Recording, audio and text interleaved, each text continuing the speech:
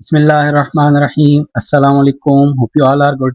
आज मैं आपको क्लास 12th फिजिक्स पीबीए की कंप्लीट प्रिपरेशन कराऊंगा बच्चों, जिसमें सबसे पहले मैं आपको पेपर पैटर्न 2026 का बताऊंगा। उसके बाद लिस्ट ऑफ प्रैक्टिकल्स और एक्सपेरिमेंट्स जो फेडरल बोर्ड ने अपनी वेबसाइट पे दिए हैं उन सब का बताऊंगा। और लास्ट में आपको मैं जितने भी प्रैक्टिकल्स हैं फेडरल बोर्ड ने जो अपनी वेबसाइट पे दिए हैं, मेजर और माइनर, उन सब का एक एक का यानी मैंने आपको सोल्यूशन भी बताना है। और लास्ट में हम जो मॉडल पेपर फेडरल बोर्ड ने अपनी वेबसाइट पे दिया है उसको भी मैं पूरे का पूरा एक्सप्लेन करूंगा और उसे हम सॉल्व करेंगे। अगर आप ये पूरी की पूरी वीडियो देख लेते हैं तो आई कैन गारंटी यू कि इस एक वीडियो को देखने के बाद आपका फिजिक्स पीबीए कंप्लीट प्रिपेयर हो जाएगा बच्चों। चलिए स्टार्ट करते हैं। सबसे पहले फिजिक्स पीबीए से पेपर पैटर्न देख लीजिए। There are two sections. हर सेक्शन जो सा है, सेक्शन ए जो सा उसके अंदर मेजर प्रैक्टिकल्स होंगे। दोनों सेक्शंस के अंदर तीन तीन प्रैक्टिकल्स होंगे बच्चों। जो आपका सेक्शन ए है वो बेसिकली होगा 18 मार्क्स का, जबकि जो सेक्शन बी है वो आपका होगा बच्चों 12 मार्क्स का। यानी जो आपका सेक्शन ए होगा उसके अंदर तीन क्वेश्चन होंगे, 6 + 6 + 6 यानी 18 मार्क्स।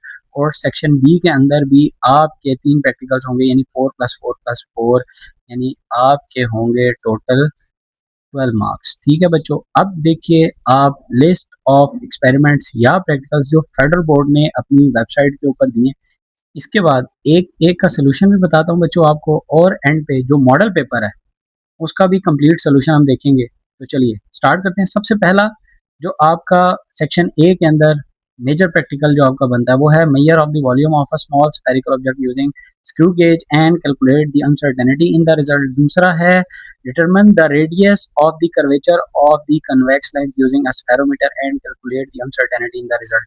ये बहुत ही ज्यादा इंपॉर्टेंट है। ये तो मॉडल पेपर के अंदर भी इससे रिलेटेड क्वेश्चन है, इसको आपने लाजमी देखना है। ये भी इंपॉर्टेंट है।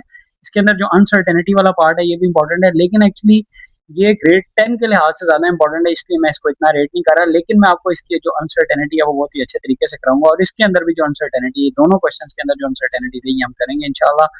उसके बाद प्रैक्टिकल नंबर 3 देखिएगा बच्चों। Investigate a fall of the spherical steel ball through a viscous medium and determine the coefficient of viscosity of the fluid. Fourth भी आप देख लीजिए।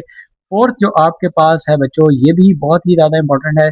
Study stationary waves using Melde's apparatus and calculate the frequency of the AC source. ये भी बहुत ही ज्यादा important है। उसके बाद आप फिफ्थ देख लीजिए। फिफ्थ भी बहुत ही ज्यादा इंपॉर्टेंट है। Determine the wavelength of the sound in air using stationary waves and to calculate the speed of sound at 0 degree using resonance tube। इसके बाद सिक्स भी इंपॉर्टेंट है और नाइन्थ भी इंपॉर्टेंट है। सिक्स और नाइन्थ ये दोनों मॉडल पेपर के अंदर भी आए थे। यानी आपका इस मेजर के अंदर से ये जो 9 प्रैक्टिकल्स हैं टोटल, इस 9 के अंदर से आपका दूसरा, छठा और नौवां ये आपके प्रैक्टिकल्स के अंदर जो मॉडल पेपर था उसके अंदर आपके क्वेश्चन आए थे। सिक्स आप देख लीजिए, compare the EMF cell using potentiometer.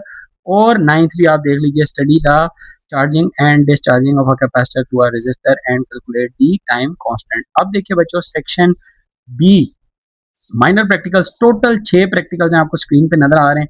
इसके अंदर आपका 3, 5 और 6 जोन हैं ये मॉडल पेपर के अंदर आए हैं क्वेश्चंस। और पहला इंपॉर्टेंट है, calculate the elastic potential energy from the load extension graph from the vertical mass spring system. इसके बाद तीसरा देख लीजिए, पांचवा और छठा देख लीजिए। करेंगे कराऊंगा मैं आपको ये सारे अभी, ये जितने भी हैं यानी 14 यानी 9 + 6 14 जितने भी ये सब के सब आपको कराऊंगा।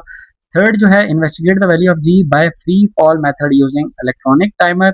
उसके बाद फिफ्थ जो है study the input and the output wave forms for the full wave rectification using CRO. CRO से रिलेटेड क्वेश्चन नहीं आएगा, आपको ये याद रखना है आपने। और last to study the variation of electric current with intensity of light using electric photo electric apparatus. इसको भी आप देख लीजिए। अब मैं आपको मॉडल पेपर का हल्का सा दिखा देता हूँ, एंड पे इसका पूरा सोल्यूशन करेंगे। ये आपका क्वेश्चन नंबर 1 है जो कि देखें पोटेंशियोमीटर से आया है। क्वेश्चन नंबर 2 आपका है सफेरोमीटर से। और क्वेश्चन नंबर 3 जो है बच्चों ये आपका चार्जिंग और डिस्चार्जिंग से आया है। माइनर प्रैक्टिकल्स की अगर हम बात करें तो ये जो आपका पहला इलेक्ट्रॉनिक टाइमर वाला, उसके बाद क्वेश्चन नंबर 5 जो है ये आपका है फुल वेव रेक्टिफिकेशन। और क्वेश्चन नंबर 6 जो है ये है फोटो इलेक्ट्रिक करंट।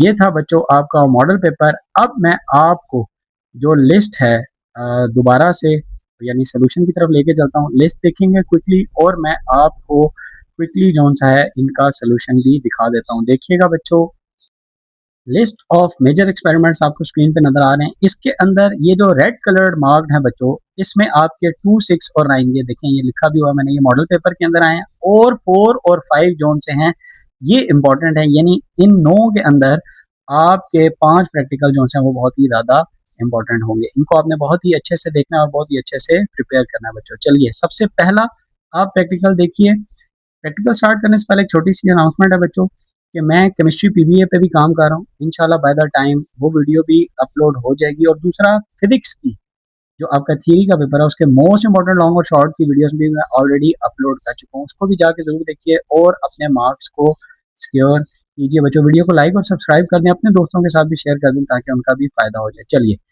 सबसे पहले जो आपका प्रैक्टिकल है वो है measure the volume of a small spherical object using screw gauge and calculate the uncertainty in the result. बच्चों विजुअल डायग्राम आपको नजर आ रही होगी, आपके पास यहाँ पे आपने ऑब्जेक्ट रखना है जिसकी आपने डायमीटर जो सा है वो मेजर करना है बच्चों। ये आपका मेन स्केल है, ये आपका सर्कुलर स्केल है। मेन स्केल के ऊपर आपकी डेटम लाइन होती है और ये डेटम लाइन सर्कुलर स्केल के जीरो के बिल्कुल जब कोइंसाइड करेगी तब आपने रीडिंग लेनी होती है। वो मैं आपको रीडिंग लेना भी आगे सिखा देता हूँ। लीस्ट काउंट का आपको बताइए, pitch divided by total number of division, यानी 1 divided by 100 of the millimetre, तो आपका लीस्ट काउंट निकल आएगा। उसके बाद आप देखिएगा नेक्स्ट बच्चों कि आपने रीडिंग कैसे लेनी है।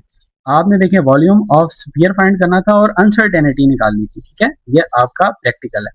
अब देखिए वॉल्यूम का फार्मूला क्या होता है, 4/3 पाई आर क्यूब या 1/6 पाई डी क्यूब। यहाँ पे डी जो सा ये डायामीटर होगा। अब डायामीटर आप कैसे निकालेंगे, main scale reading plus circular scale reading into least count plus minus zero error. Zero error अगर आप हो तो वो आप प्लस माइनस करेंगे, याद रखिएगा ऊपर जीरो एरर का भी ये मेंशन था।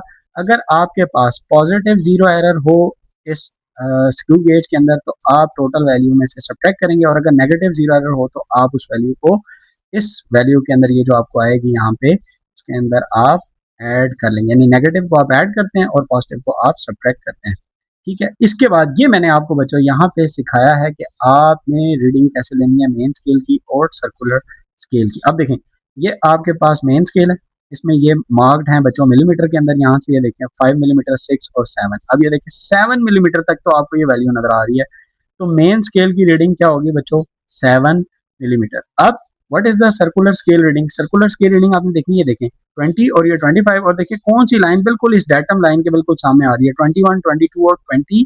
23rd लाइन बिल्कुल इसके सामने आ रही है, तो 23rd will be the circular scale reading. तो आपकी टोटल रीडिंग क्या होगी, इसमें आप मल्टीप्लाई करेंगे, यानी 23 मल्टीप्लाई बाय जो लीस्ट काउंट है यानी 0.01 मिलीमीटर, तो ये आपके पास आ जाएगा 0.23। प्लस करेंगे आप तो 7.23 मिलीमीटर आपके पास बच्चों इसका आंसर होगा।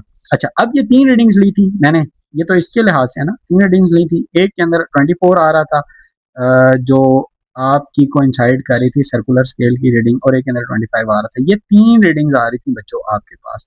अब आपने सबसे पहले इसका मीन डायामीटर ले लिया, यानी इन तीनों वैल्यूज को ऐड किया, डिवाइडेड बाय 3 किया, you will get the 7.24 millimetre, ठीक है। अब आपने कैलकुलेट कर ली वॉल्यूम को, जो आपके पास फार्मूला था 1/6 पाई डी क्यूब, तो वो आ गया 198.71 मिलीमीटर क्यूब। ये तो था बच्चों यहाँ तक। अब है अनसर्टेनिटी कैसे निकालनी है। अब देखें इस फार्मूला के अंदर आप देखें दो अनसर्टेनिटीज, दो तरह की जो अनसर्टेनिटीज पड़ी हुई। एक, क्योंकि आपने यहाँ पे एवरेज ली है तो आपने एवरेज की अनसर्टेनिटी अलग से कैलकुलेट करनी है डी में, और फिर ये डी की पावर भी है, ठीक है, तो यानी पावर फार्मूला भी इसके ऊपर लगे, यानी दो तरह की अनसर्टेनिटीज आप इसके अंदर से निकालेंगे। चले मैं अब आपको सिखाता हूँ कैसे निकालेंगे। सबसे पहले मीन डेविएशन निकालेंगे, और मीन डेविएशन क्यों निकालेंगे, क्योंकि एवरेज था, ठीक है। जब एवरेज वैल्यू लेते हैं तो mean deviation will be the uncertainty in the average value. सबसे पहले आप डेविएशन निकालेंगे, जो आपकी वैल्यू थी 7.24, उसमें से पहली वैल्यू 7.23, 7.24, और जस्ट आपने याद रखिएगा बड़ी वैल्यू में से छोटी वैल्यू सब्ट्रैक्ट करनी है, तो ये आपके पास डेविएशन निकलें। फिर आपके पास मीन डेविएशन निकालनी है, and mean deviation will be the uncertainty in the average values. अब ये एवरेज आप सिंपल इन तीनों वैल्यूज को ऐड करें, डिवाइडेड बाय 3 करेंगे बच्चों, तो आपके पास मीन डेविएशन जो सा है ये आ जाएगा। ये अनसर्टेनिटी निकली अभी सिर्फ डी के अंदर, वो भी एवरेज की वजह से, ठीक है, ये आप याद रखिए। उसके बाद जो डी क्यूब था अब उसकी अनसर्टेनिटी हम निकालना शुरू होंगे यहाँ से। सबसे पहले फ्रैक्शनल अनसर्टेनिटी, उसका फार्मूला क्या होता है, लीस्ट काउंट या अनसर्टेनिटी ओवर मैयर्ड वैल्यू, ठीक है। अब यहाँ पे लीस्ट काउंट नहीं था, अनसर्टेनिटी, और वो अनसर्टेनिटी ये वाली हमने यूज करनी है, ये जो है ये डिवाइडेड बाय आपकी आ जाएगी मैयर्ड वैल्यू। मैयर्ड वैल्यू इज 7.24, तो ये आपके पास आंसर आ जाएगा। इसके बाद परसेंटेज अनसर्टेनिटी, फ्रैक्शनल अनसर्टेनिटी को मल्टीप्लाई बाय 100 करेंगे तो आपके पास परसेंटेज अनसर्टेनिटी निकल आएगी। अब जो पावर रूल होता है, पावर रूल क्या कहता है कि आपके पास अगर पावर हो तो पावर को आप मल्टीप्लाई कर देते हैं by the percentage uncertainty in that value. अब आपके पास यानी डी था, तो इन आप डी के अंदर इसको जो क्यूब था उसको आप मल्टीप्लाई कर लीजिए यानी इस वैल्यू के साथ, तो ये आ जाएगा 0.2762, ठीक है। ये टोटल अनसर्टेनिटी आ गई डी के अंदर। अब इसके अंदर और चूंकि देखें इस फार्मूला के अंदर और चूंकि कोई भी वेरिएबल नहीं था, इसलिए जो डी की टोटल अनसर्टेनिटी होगी वही वी की अनसर्टेनिटी होगी, ठीक है। तो यानी यहाँ पे जो आपके पास टोटल अनसर्टेनिटी निकली बच्चों, वो आई परसेंटेज के अंदर, ठीक है। ये परसेंटेज अनसर्टेनिटीज है वो आपके पास आ गई 0.2762। इसकी इससे अब आपने वैल्यू निकालनी है, तो आप कैसे वैल्यू निकालेंगे, इस वैल्यू को इससे मल्टीप्लाई करें, डिवाइडेड बाय 100 करें, तो प्लस माइनस करके लिख लेंगे, तो आपके पास ये टोटल अनसर्टेनिटी जो है ये आ जाएगी। ये था बच्चों आपका पहला प्रैक्टिकल। होप कि आपको समझ आ गया होगा। अब बच्चों आप देखिएगा सेकंड प्रैक्टिकल जो कि बहुत ही ज़्यादा इम्पोर्टेंट होगा और ये मॉडल पेपर के अंदर भी आया हुआ है। जी बच्चों देखिएगा, determine the radius of the curvature of the convex lens using a spherometer and calculate the uncertainty on the result। सबसे पहले ये आप देख लीजिए स्पेरोमीटर होता है, और ये स्पेरोमीटर जो सा है ये इस्तेमाल होता है बच्चों इस, ये जो आपको कन्वेक्स लेंस नज़र आ रहा है इसके कर्वेचर के रेडियस को फाइंड करने के लिए। अब इसका ये एक पूरे का पूरा ऐसे कर्वेचर बनेगा ऐसे नीचे तक में। आप अगर आपको ये पूरा ऐसे ये जहाँ जहाँ कर्सर जा रहा है पूरा, और उसका रेडियस यानी यहाँ से लेकर यानी उसका सेंटर से लेकर यहाँ तक जो वैल्यू होगी ये आपका रेडियस होगा। ये हमने बेसिकली इसके अंदर कैलकुलेट करना होता है। इसकी ये 3 लेग्स होती हैं, ये याद रखें 3 लेग्स, और एक ये दरमियान में एक वर्टिकल लेग होती है। इसको देखिए मैं अब आपको दिखाता हूँ। सबसे पहले लीस्ट काउंट देख लें। लीस्ट काउंट क्या होता है, page divided by total circular scale division. तो इसका भी लीस्ट काउंट 0.01 मिलीमीटर होता है, जितना आपका स्क्रू गेज का लीस्ट काउंट होता है बच्चों। हाइट जो है, हाइट ऑफ दी कर्व, इसकी ये जो हाइट यहाँ से लेकर यहाँ तक आपने दो वैल्यूज फाइंड करनी है। एक ये हाइट निकालनी है, मैं आपको फार्मूला दिखाता हूँ। एक ये हाइट निकालनी है और दूसरा ये ए निकालना है। Now what is A, basically distance between spherometer leg if A, यानी ये जो तीन आपकी लेग्स हैं यानी यहाँ से लेकर यहाँ तक, यहाँ से लेकर यहाँ तक, और ये यहाँ से लेकर यहाँ तक, इन तीनों के दरमियान जो डिस्टेंस होता है हर एक का, यानी ये ए आपने इसको आप लेते हैं, और ये हाइट, ये आपने हाइट लेनी है। अच्छा हाइट कैसे लेंगे, main scale reading plus circular scale reading into least count, और ए निकालने का मैं आपको अलग से तरीका सिखा देता हूँ, ठीक है। रेडियस ऑफ कर्वेचर, यानी ये जो रेडियस यानी इस पूरे कर्वेचर का, अगर आप देखें यहाँ से लेकर ये जहाँ पे मेरा कर्सर है यहाँ से लेकर यहाँ तक ये रेडियस बनता है। तो इसका ये फार्मूला है a/6h प्लस h/2। ये फार्मूला भी याद रखिएगा, ये प्रैक्टिकल के अंदर भी काम आएगा, प्रैक्टिकल के अंदर भी इससे रिलेटेड क्वेश्चन है, इसको अच्छे से देख लें। प्रैक्टिकल से मुराद यानी मॉडल पेपर। अच्छा अब देखें observation of the data and the tables. ये तीन लेग्स हैं बच्चों, ये ए बी और सी, इसके दरमियान ये जो डिस्टेंसेज हैं इसको हर एक को आपने ए और ए लेना है। Distance between spherometer legs is a. ये अब आपने कैसे लेना होता है, ये आप सबसे पहले ना इसको यानी ये जो आपका लेंस है इसको हटा के इसको एक पेपर के ऊपर रखते हैं, प्लेन पेपर के ऊपर रख लेते हैं, और जब रख लेते हैं तो आप ये तीन ये जो पॉइंट्स हैं आपके पास, ये देखिए ये जो तीन पॉइंट्स हैं ये और ये, इससे आपको ये वाले एक ट्रायंगल के ये बेसिकली वर्टिसेस मिल जाते हैं। इनको फिर आप हटा लेते हैं, इसको ज्वाइन करते हैं। आप इसको मीटर रूल के साथ जो सा है आप इसके ये डिस्टेंसेज जो से हैं वो मैयर कर लेते हैं बच्चों। जब ये आपके पास मैयर हो जाते हैं, अब ये देखें ये तीन आएंगे ना, इधर से इधर तक ए बी सी और ए सी, ये तीन आगे A1 A2 और A3, ये तीन आगे। एक का मेरा निकला 40.1 और 39.9 मिलीमीटर आ गया। मीन डिस्टेंस इन तीनों का मैंने मीन ले लिया तो मेरे पास आ गया 40.1 मिलीमीटर। ये मेरे पास आ गया बच्चों ए की वैल्यू जो मैं यूज करूंगा आर के फार्मूला के अंदर, ठीक है। अब मैंने जो दूसरी एज की वैल्यू है वो किस तरह लेनी है, MSR मैंने यानी मेन स्केल की रीडिंग वो अपने इस केस के लिए आसान करने के लिए 0 ले ली। CSR यानी सर्कुलर स्केल की रीडिंग एक दफ़ा 23, 24 और 25 बिल्कुल उसी तरह आप लीस्ट काउंट के साथ मल्टीप्लाई करें, उसमें ऐड करें तो ये आपके पास एज आ जाएगा, क्योंकि ये एज का फार्मूला होगा, ठीक है। इसी तरह अब आपके पास ये चूंकि एज की भी 3 वैल्यूज हैं, तो अब आप इस एज का भी मीन हाइट आप ले लीजिए, वो आपके पास आ जाएगा 0.24 मिलीमीटर। अब आप ये जो ए था 0.24 और जो ए था 40, ये भी मैंने आपको दिखाया था, ए इज 40 यानी मीन डिस्टेंस आपका, ये आप दोनों वैल्यूज इस फार्मूला के अंदर बच्चों आप पुट कर दीजिए। यहाँ पे आप पुट करेंगे, विल गेट दी रेडियस, ठीक है, of the convex length 1111.23 millimetre, ठीक है, ये आप याद रख लीजिए। अब हमने मीन डेविएशन बच्चों कैसे निकालनी है, this is very interesting and difficult, इसको ध्यान से देखिएगा, वन बाय वन कराऊंगा। सबसे पहले हम मीन डेविएशन निकालेंगे डेल्टा एच, जिस तरह पिछले में हमने डेल्टा डी की निकाली थी, क्योंकि डेल्टा एच भी हमने एवरेज वैल्यू ली है और एवरेज की हमेशा अनसर्टेनिटी क्या होती है, मीन डेविएशन। तो सबसे पहले आप मीन डेविएशन निकाल लेंगे, यानी आपके पास जितनी भी 3 वैल्यूज हैं उससे आपकी एक एवरेज वैल्यू से हर एक की डेविएशन निकालेंगे, फिर उन तीनों, ये जो तीनों आंसर्स आए इन तीनों को ऐड करके डिवाइड बाय 3 करेंगे, तो ये आपका मीन डेविएशन आ जाएगी। अब देखें, ये मैंने फार्मूला सिर्फ आपकी आसानी के लिए दोबारा लिखा ताकि आपको पता हो कि हम करने क्या जा रहे हैं। अब आर के अंदर अनसर्टेनिटी निकालनी है, 2 टर्म्स ऐड हो रही हैं, एक ये टर्म है और एक ये टर्म है, यानी आपने इसके अंदर अनसर्टेनिटी और इस टर्म के अंदर ये जो फर्स्ट टर्म है इसके अंदर अनसर्टेनिटी, दोनों को आपने ऐड करना है बच्चों, ये रूल है। अब जब आप फर्स्ट टर्म पे आते हैं, ये जो फर्स्ट टर्म है इसके अंदर ये 2 टर्म्स डिवाइड हो रही हैं, डिवीजन का रूल क्या कहता है, परसेंटेज अनसर्टेनिटीज आर एडेड, तो यानी अब आपको ऊपर वाली टर्म और नीचे वाली टर्म की परसेंटेज अनसर्टेनिटीज निकालनी पड़ेंगी, उन दोनों को आप ऐड करेंगे तो इस फर्स्ट टर्म की अनसर्टेनिटी आपकी निकलेगी बच्चों, ठीक है। और इस तरह दूसरी टर्म की अनसर्टेनिटी आपकी यही होगी 0.0067 इस टर्म की, इस टर्म और इस टर्म की अनसर्टेनिटी निकाल के इन दोनों को ऐड करेंगे, will get the total uncertainty, ठीक है। अब देखें, सबसे पहले आप एज के अंदर अनसर्टेनिटी निकालें, बिल्कुल उसी तरह आप सबसे पहले फ्रैक्शनल अनसर्टेनिटी फिर परसेंटेज अनसर्टेनिटी इन हाइट निकालेंगे, यानी एज के अंदर, तो ये आपके पास आगे फ्रैक्शनल अनसर्टेनिटी, इसको मल्टीप्लाई बाय 100 करेंगे तो आपके पास आ जाएगा परसेंटेज अनसर्टेनिटी इन ए 2.79। अब इसके ऊपर कोई स्केयर नहीं था तो एज के अंदर अनसर्टेनिटी यही आ जाएगी। अब देखिएगा ए के अंदर अनसर्टेनिटी क्या होगी, और ये देखें ये ए स्केयर है, अब इसके ऊपर पावर रूल भी लगेगा। अब देखें, सबसे पहले फ्रैक्शनल अनसर्टेनिटी इन डिस्टेंस यानी ए 0.1, अब ये जो था चूंकि वो मीटर रूल से मेजर किया था तो उसका लीस्ट काउंट लिया मैंने, least count over measured value, ये फ्रैक्शनल अनसर्टेनिटी, इसको 100 से मल्टीप्लाई किया तो ये आपके पास आगे बच्चों परसेंटेज अनसर्टेनिटी। उसके बाद टोटल अनसर्टेनिटी इन डिस्टेंस ए, वो 2 से मल्टीप्लाई करेंगे 0.5 आ जाएगी। तो अब आपके पास परसेंटेज अनसर्टेनिटी आ गई न्यूमरेटर की भी और डिनोमिनेटर की भी, ऊपर जो आई थी 2 पॉइंट, ये जो आई थी 2.79, इन दोनों वैल्यूज को आप ऐड कर लें बच्चों, क्योंकि डिवाइड हो रहे हो तो परसेंटेज अनसर्टेनिटीज आर एडेड, ये मैंने रूल भी लिख दिया है।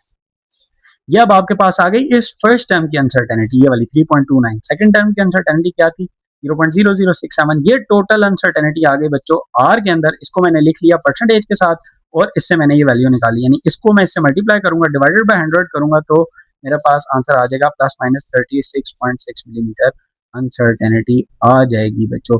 ये था बच्चों आपका सेकंड बहुत ही ज्यादा इंपॉर्टेंट प्रैक्टिकल, अगेन बता दूं ये मॉडल पेपर के अंदर भी आया है और ये बहुत ही ज्यादा इंपॉर्टेंट होगा बच्चों। अगेन अगर आपको ये समझ आ गया तो वीडियो को लाइक और सब्सक्राइब जरूर कर दीजिएगा। अब देखिए बच्चों, third practical, investigate the fall of spherical steel ball through a viscous medium and determine the coefficient of viscosity of the fluid।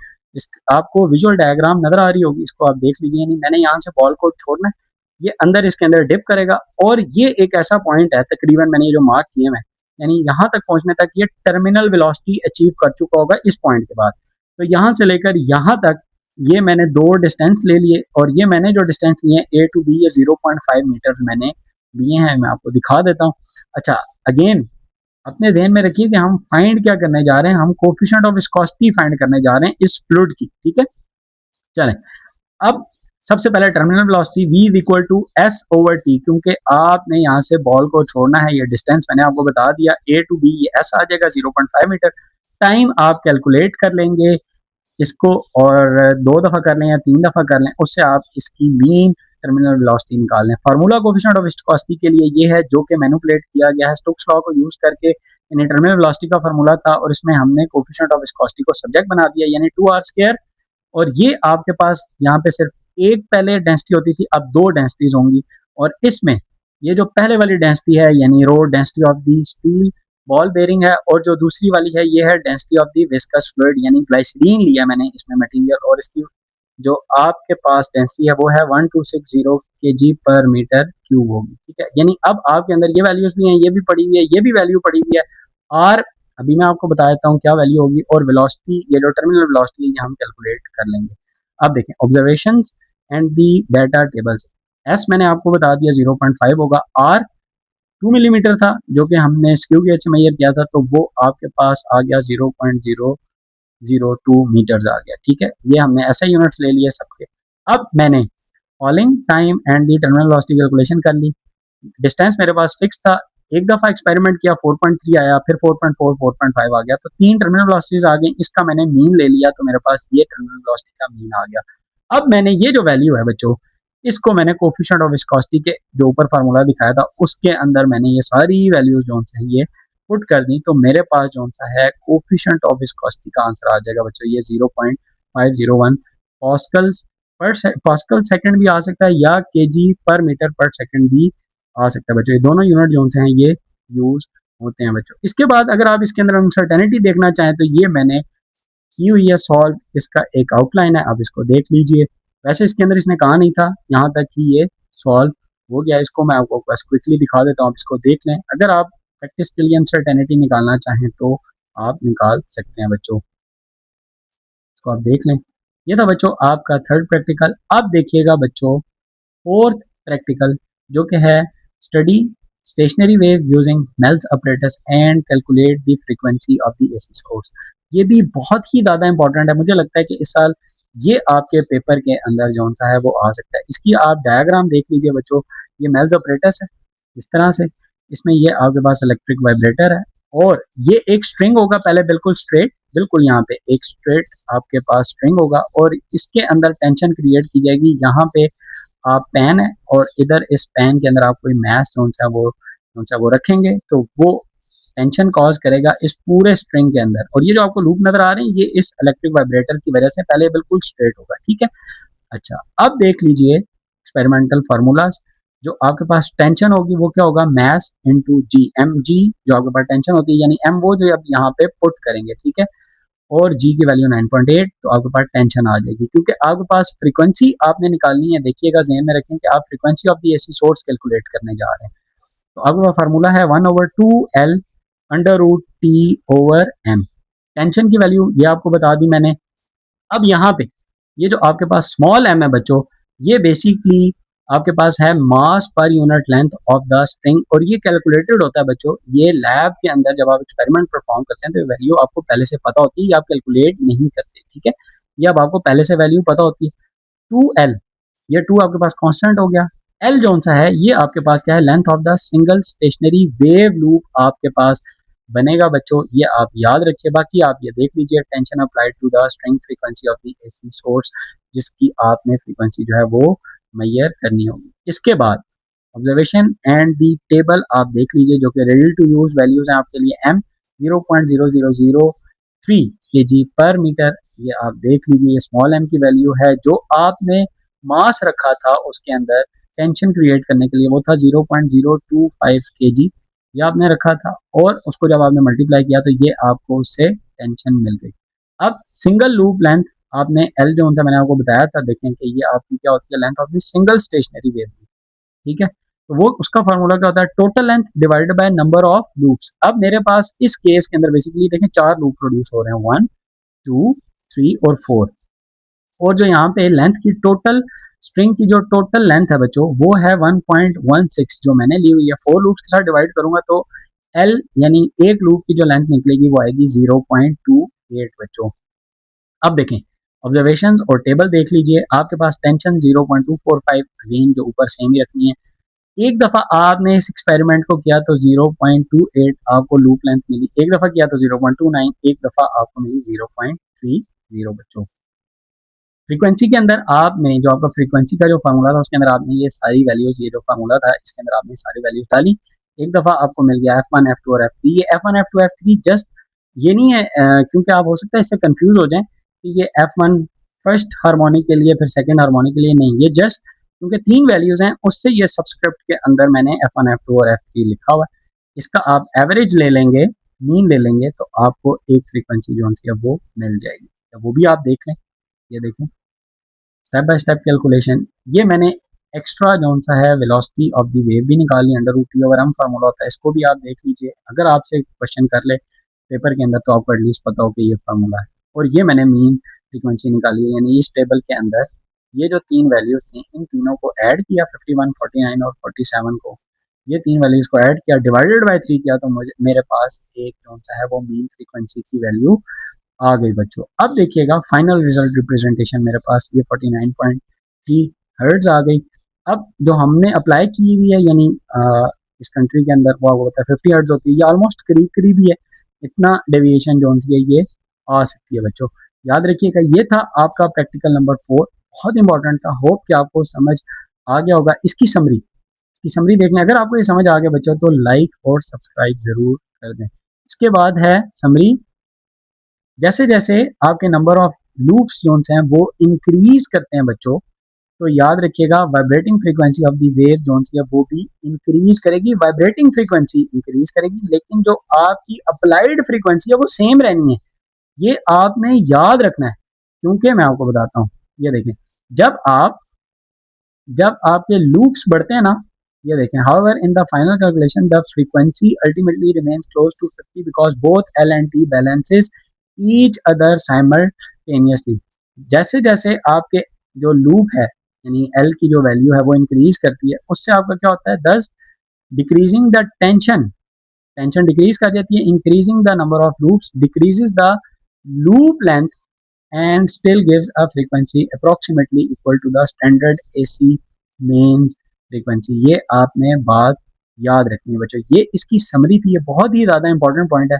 अगर इससे ये सवाल आए तो आपको होप कि अब ये समझ आ गया होगा कि ये कैसे बैलेंस आउट एक दूसरे को कर लेती है बच्चों। ठीक है, अब देखिएगा बच्चों नेक्स्ट प्रैक्टिकल, प्रैक्टिकल नंबर 5, जो कि अगेन बहुत ही ज़्यादा इंपॉर्टेंट है। डिटरमाइन करनी है वेवलेंथ, दो चीज़ें हमने मेजर करनी है, एक wavelength of the sound in air, दूसरा using stationary waves, and to calculate the speed of sound हमने निकालना है 0 डिग्री। ठीक है, यूजिंग रेजोनेंस ट्यूब। ये आपके पास रेजोनेंस ट्यूब का ऑपरेटस है जो कि आपको नजर आ रहा है इसके अंदर। ये यहाँ पे आपके पास एक वाटर का रेजर वायर होता है, इसको आप ऊपर नीचे करते हैं बेसिकली, तो इसकी ये लेंथ जो सी है ना वो चेंज होती है बच्चों, ये आप याद रखिएगा। और इसके चेंज होने से आपके पास रेजोनेंस और हार्मोनिक्स जो है ना ये चेंज होते हैं। ये आपके पास फर्स्ट रेजोनेंस ये या फर्स्ट हार्मोनिक, इसको आपने लेंथ चेंज की तो आपके पास सेकंड रेजोनेंस और सेकंड हार्मोनिक जो है वो आया हुआ है। अब वेवलेंथ कैसे निकालते हैं, lambda is equal to 2 times of L2 minus L1। ये याद रखिए ये L1 है, यानी जब आपके पास फर्स्ट हार्मोनिक जो मिलता है, यानी यहाँ पे आपका एंटी नोड जब आता है और जब आपके पास दूसरा एंटी नोड आता है तो ये आपके पास L2 की वैल्यू होती है। इन दो का डिफरेंस मल्टीप्लाई बाय 2 करें तो you will get the wavelength of the sound wave. तो दूसरा क्या था, speed of the sound at room temperature Vt कहेंगे, एफ मल्टीप्लाई बाय लैम्डा कर लें, एफ क्या था, frequency of the tuning fork, और speed of sound at 0 degree V naught, उसका फार्मूला ये है बच्चों, V naught is equal to V T minus 0.61 into T. ये फार्मूला आप अप्लाई करेंगे तो you will get the speed of sound at 0 degree बच्चों। फ्रीक्वेंसी देख लें, L1 मैंने आपको बता दिया क्या है, L2 देख लीजिए, टी रूम टेम्परेचर जो कि आपके पास होगा 25 डिग्री। अब देखिएगा बच्चों observation and the data table. Frequency यानी frequency of the tuning fork जो ली गई है यहाँ पे वो 512 हर्ट्ज, 512 हर्ट्ज तो सेम ही रखेंगे। सबसे पहले अब आपने जब लेंथ चेंज की यानी उस रेजर वायर की, तो आपको जो पहला L1 मिला यानी फर्स्ट रेजोनेंस वो 0.160, दूसरा मिला 0.493 पे मिला। इन दोनों का डिफरेंस लिया आपने, 2 से मल्टीप्लाई किया तो ये आपके पास लैम्डा की वैल्यू आ गई मीटर्स के अंदर। ठीक है बच्चों, और यहाँ पे अब आपने इसको यानी आपके पास ये जो लैम्डा की वैल्यू थी यानी इस वैल्यू को मल्टीप्लाई किया इस फ्रीक्वेंसी के साथ, तो you will get the T. ठीक है, ये अब आपको वेलोसिटी भी मिल गई, ये तीन वेलोसिटीज आपको मिल गई रूम टेम्परेचर के ऊपर। इसका अब आप मीन भी ले सकते हैं, इन तीनों को ऐड किया डिवाइडेड बाय 3 किया, you will get the mean speed of the sound at the room temperature बच्चों। इसके बाद speed of sound at 0 degree कैसे निकालेंगे, वी टी की वैल्यू 343, ये जो हमारे पास मीन निकली है ये डालें, माइनस 0.61 डालें इंटू टेम्परेचर आपके पास 25 डिग्री रूम टेम्परेचर जो था ये वैल्यू डालेंगे तो आपके पास speed of sound at 0 degree की वैल्यू ये आ जाएगी। इसको भी आप देख लीजिए बच्चों अच्छे से, फाइनल रिजल्ट आप भी देख लीजिए। ये था बच्चों आपका प्रैक्टिकल नंबर 5, होप कि आपको समझ आ गया होगा।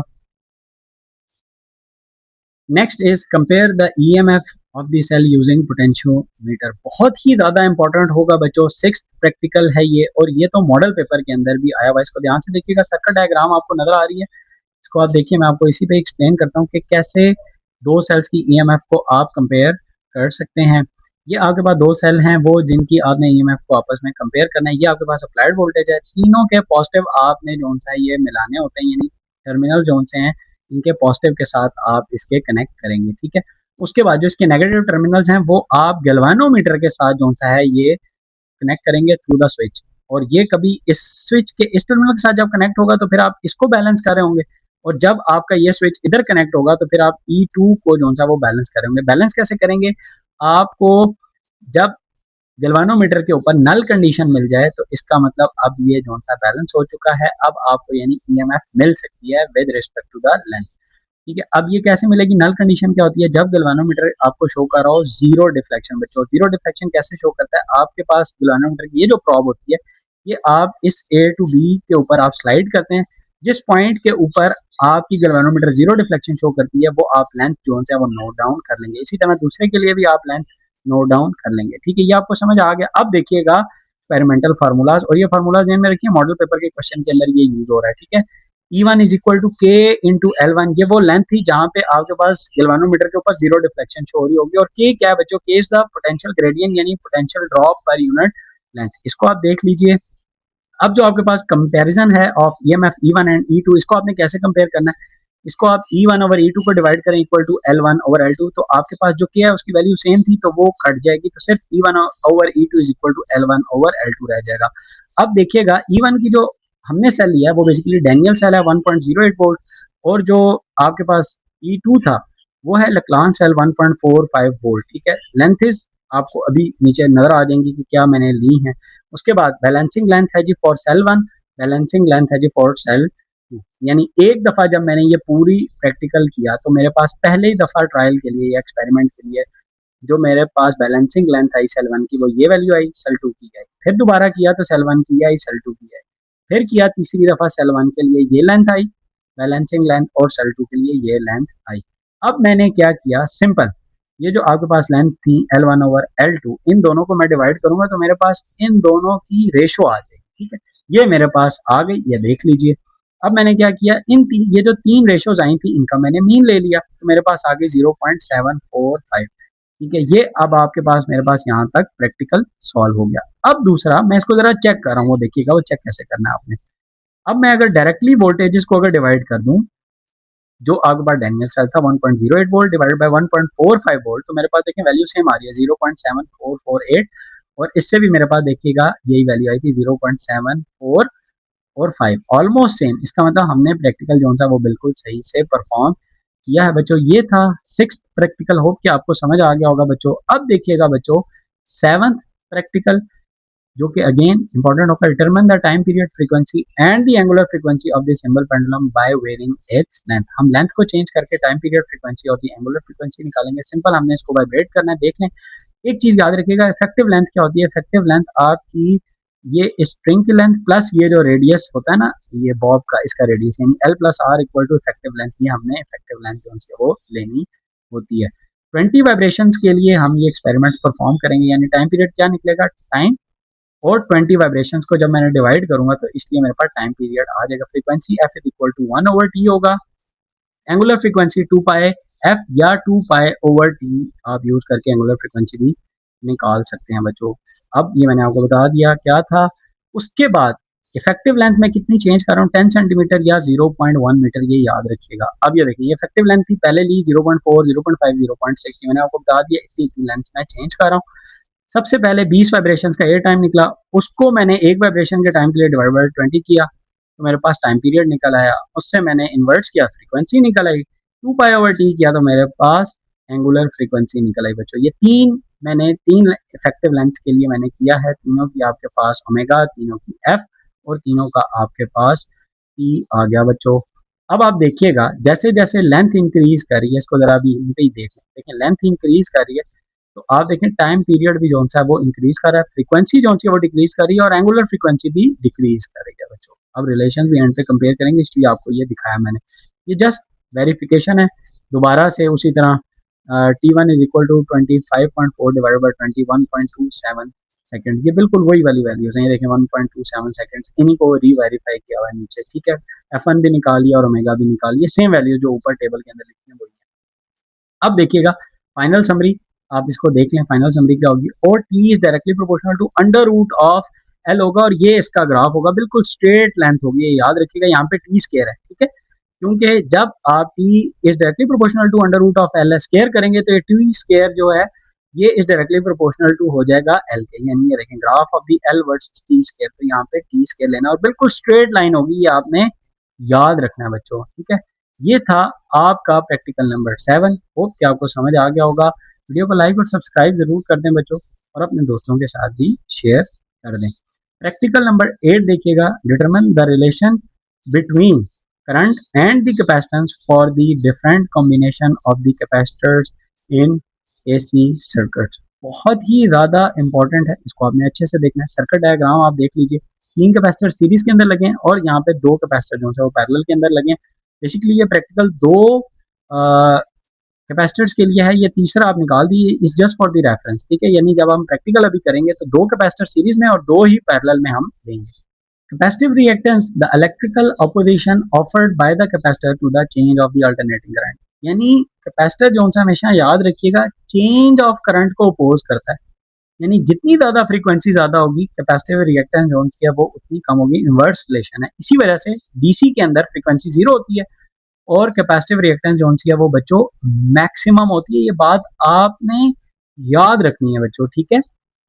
इसी वजह से जब आप कैपेसिटर को डीसी वोल्टेज के ऊपर अप्लाई करते हैं तो थोड़ी देर के बाद जब वो चार्ज हो जाता है तो वोल्टेज रुक जाता है, ठीक है, लेकिन एसी में ऐसा नहीं होता, ठीक है, उसकी यही रीजन है। अब अल्टरनेटिंग करंट, इसका फार्मूला देख लीजिए, V over X C V multiply by 2 pi F C, ये फार्मूला याद रखिएगा, अभी हमने आई की वैल्यू निकालनी होगी। Series equivalent capacitance 1 over C, यानी equivalent capacitance S for series 1 over C one plus 1 over C two, और पैरेलल के लिए आपका ये फार्मूला होगा C P parallel C one plus C two, यानी पैरेलल की कैपेसिटेंस सबसे ज्यादा होती है, याद रखना है, सीरीज की कम होती है, क्योंकि पैरेलल के अंदर वो सिंपल ऐड हो जाते हैं, ठीक है। अब आप देख लीजिए जो आपने अल्टरनेटिंग वोल्टेज जोन सा है वो लिया है वो 12 वोल्ट है, और frequency of the AC supply zone है वो 50 हर्ट्ज है, ठीक है बच्चों।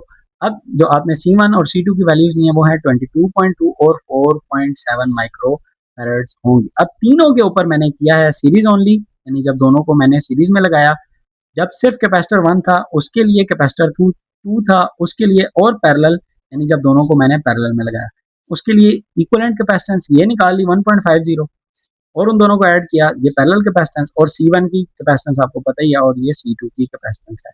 करंट जब मेजर किया हमने तो ये करंट्स आ गए। अब देखिए मुझे इधर ही नजर आ रहा है कि जैसे जैसे आपकी कैपेसिटेंस ये देखें नीचे जाते हुए इंक्रीज कर रही है, आपका करंट भी इंक्रीज कर रहा है, और इनकी जो रेशो है ओवर सी रेशो वो कांस्टेंट है। ये कांस्टेंट रेशो से अभी हमारा जो सा ग्राफ बनेगा और बिल्कुल स्ट्रेट लाइन बनेगा, ये आपने बात याद रखी। यानी आपकी जैसे जैसे कैपेसिटेंस इंक्रीज करती है मेजर्ड करंट भी देखें वो इंक्रीज कर रहा, इसको आप जहन में रखें, और यही हमने बेसिकली फाइंड करना था, यही हमारा प्रैक्टिकल भी है बच्चों। अब आपने ये है जी बच्चों main step by step mathematical verification, theoretical sample है बच्चों, कैलकुलेशन का पैरेलल कॉम्बिनेशन, आपने सिंपल 2 वैल्यूज ये उसी को रीवेरीफाई किया हुआ है, 2 वैल्यूज को ऐड किया, ये आपके पास वैल्यू आ गई, I is equal to V into 2 pi F C. अब ये हम क्रॉस चेक करें दूसरी तरीके से थ्योरेटिकली, ठीक है, theoretically V multiply by 2 pi F C, F की ये वैल्यू 50 और सी की वैल्यू 6.9 × 10⁻⁶, और ये पैरेलल के लिए कर रहे हैं, यानी इस वाले के लिए ये मैं वैल्यूज फाइंड आउट कर रहा हूँ। तो ये देखें मेरे पास 26.01 ही करंट निकलेगा, ये देखें ये वैल्यू निकल आई, ठीक है। इसका मतलब ये हुआ कि जो मैंने एक्सपेरिमेंट किया था और जो मैंने थ्योरी से निकाला है दोनों आंसर सेम है, इसका मतलब मैंने प्रैक्टिकल जो है वो सही से परफॉर्म किया है बच्चों। ये मैंने क्रॉस चेक भी किया है मैं यहाँ पे, ठीक है। अब ये देखें आई डायरेक्टली प्रोपोर्शनल टू सी, और ये ग्राफ होगा कि जैसे जैसे आपकी कैपेसिटेंस बढ़ रही है आपकी करंट जो सा है वो मेजर्ड वैल्यू भी इंक्रीज कर रही है, ठीक है। ये था बच्चों आपका प्रैक्टिकल नंबर 8। अब देखिएगा बच्चों लास्ट प्रैक्टिकल अगेन जो कि बहुत ही ज्यादा इंपॉर्टेंट है और मॉडल पेपर के अंदर भी रिलेटेड क्वेश्चन आया था। Study the charging and discharging of a capacitor through a resistor and calculate the time constant. बच्चों सर्किट डायग्राम आप देख लीजिए, जब आप इसको सिंगल पोल डबल थ्रू, इसको स्विच कहते हैं, एसपीडीटी स्विच कहते हैं, जब आप इसको 1 पे कनेक्ट करेंगे, इसको यहाँ पे ऐसे, तो ये चार्जिंग कर रहा होगा, जब आप इसको इधर कनेक्ट करेंगे 2 पे तो ये डिस्चार्जिंग करेगा। ठीक है, ये देख लीजिए दोनों के फिगर्स और सर्किट डायग्राम्स अच्छे से आप देख लीजिए। इसके बाद है बच्चों experimental formula. Theoretical time constant आपके पास क्या होगा, tau is equal to R C, इसको जेन में रखना है, इससे रिलेटेड प्रैक्टिकल में क्वेश्चन दिया बच्चों, ये फार्मूला जरा जेन में रखिएगा। फिर उसके बाद है इंस्टेंटेनियस वोल्टेज ड्यूरिंग चार्जिंग, ये इक्वेशन याद रखें, V C is equal to V naught into 1 minus E raise to the power negative of T over टॉ।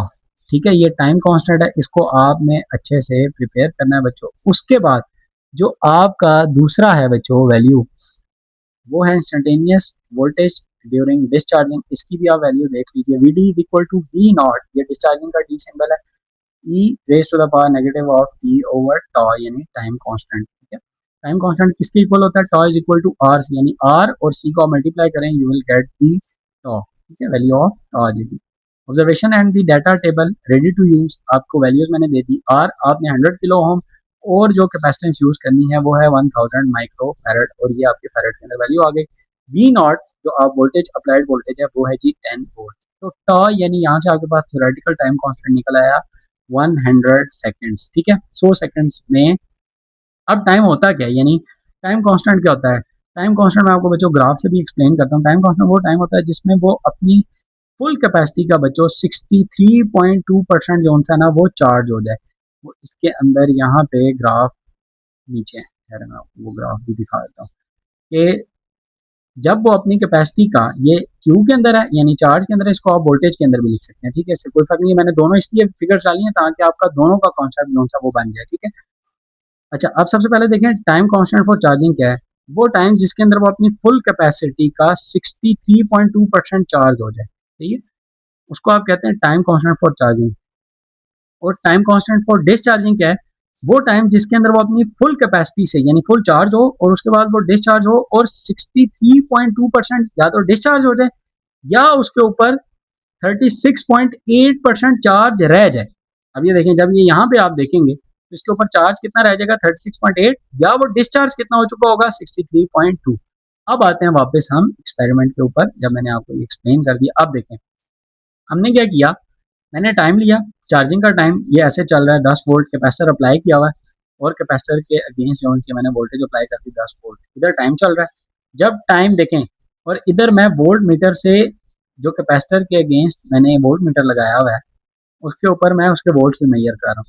जब आपके एग्जैक्टली 100 सेकेंड होते हैं ना, ये देखें, तो उस टाइम पे चार्जिंग वोल्टेज हो चुके होते हैं 6.32 और जो कि 10 वोल्ट का एग्जैक्टली 63.2% होता है। इसका मतलब हमने जो वैल्यू थियोरेटिकल वैल्यू थी, जो हमारा थियोरेटिकल था, ये देखें थियोरेटिकल टाइम कांस्टेंट 100 सेकेंड और जो हमारा परफॉर्मेंस यानी एक्सपेरिमेंट से जो निकला परफॉर्म करके बच्चों वो बिल्कुल सेम निकले। इसी तरह डिस्चार्जिंग का भी हमने 100 पे फुल था, हमने टाइम चलाते गए और वो जाके 100 सेकेंड के ऊपर जाके 3.68 वोल्टेज उसके ऊपर रह गए। ठीक है, दैट मैचेस 36.8% यानी 63.2% डिस्चार्ज हो गया या उसके ऊपर रह गए 36.8% या 3.68 वोल्ट। ठीक है, जो कि 10 वोल्ट का 36.8% बनता है बच्चों।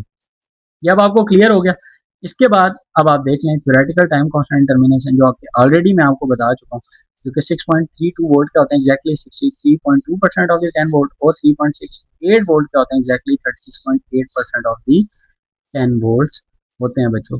दूसरा आपके पास मेथड भी ग्राफिकल वेरिएशन वेरिफिकेशन है बच्चों, कि आप ग्राफिकली इसको कैसे वेरीफाई करेंगे।